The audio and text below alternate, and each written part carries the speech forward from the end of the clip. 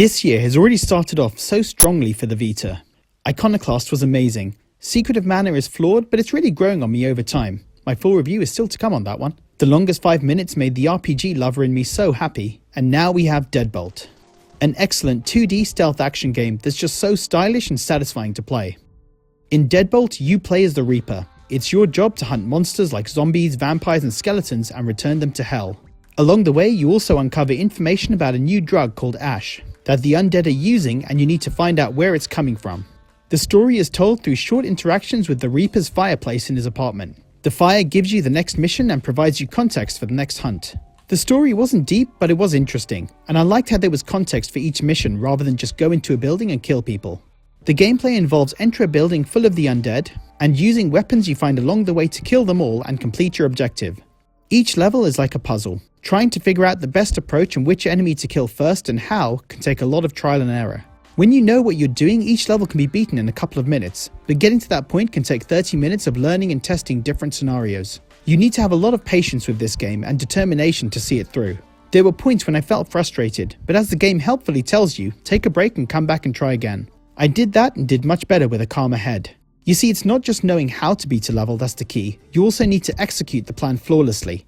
If Reaper takes one hit, he dies, so you have to play carefully and know when to make noise and attack head on, and when to play smart and sneaky. I loved how the game tested my brains to figure out the solution, my reflex to respond to unexpected outcomes, and patience to persist with tough levels.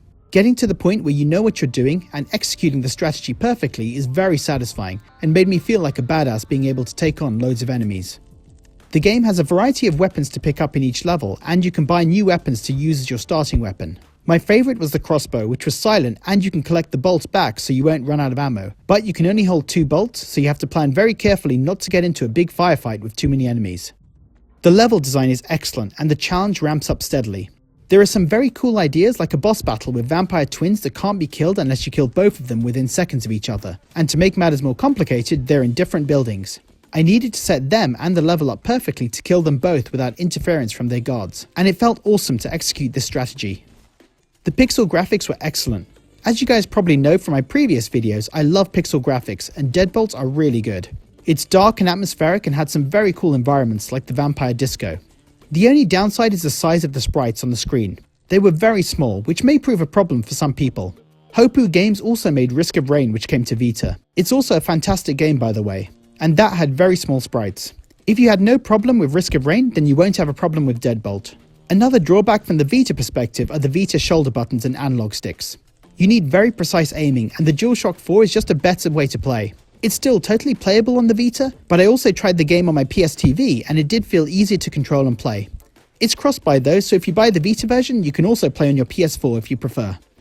The music was also surprisingly good. It feels laid back at times, but also the perfect music to be hunting the undead. I also liked how outside the buildings the music goes quiet and then turns up the volume when you're inside.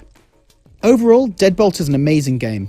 It's challenging but also very satisfying. The graphics, music, gameplay and story all just work so well together.